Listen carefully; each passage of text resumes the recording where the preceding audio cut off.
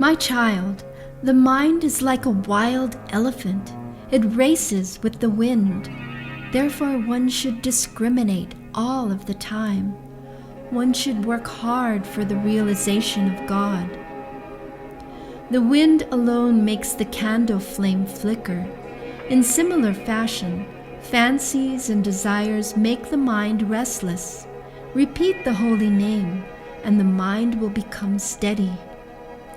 The mind is by nature restless. Therefore, at the outset, to make the mind steady, one may practice meditation by regulating the breath a little. That helps steady the mind. But one must not overdo it, for that heats the brain. You may talk of the vision of God or of meditation, but remember, the mind is everything.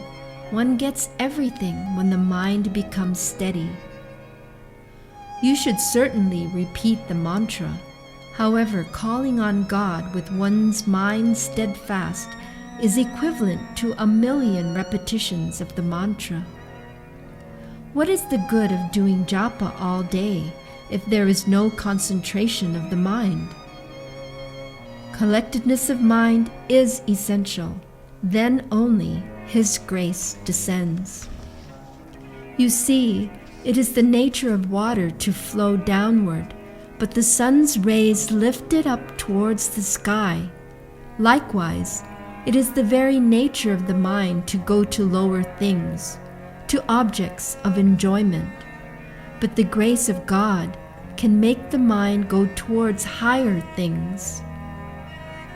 As you turn the direction of the wicked mind, that mind itself will be able to grasp the chosen deity. When worldly thoughts crop up in your mind and possess it, then you should go away from the company of others and pray to Him with tears in your eyes. He will remove all the dross from the mind and will also give you understanding. About the weaknesses of the mind, it is nature's law, my child.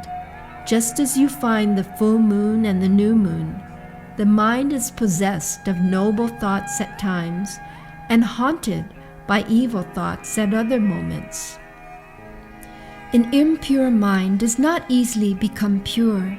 The more you emphasize your obsession, the more obsessed you become. It is true of all things. Unless Mahamaya opens the way, nothing will happen by any means. How many can do japa and meditation all the time? Did you notice the other day how one man forcibly did more japa than he could stand and got his mind deranged? If the mind is gone, what remains? It is like the thread of a screw.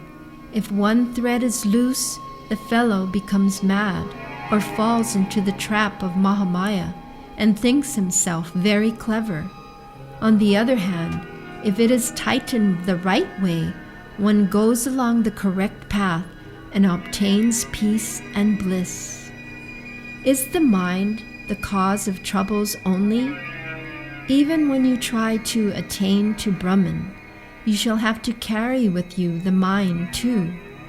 At the present stage, the assistance of the mind is very necessary. It is the pure mind that shows man the path.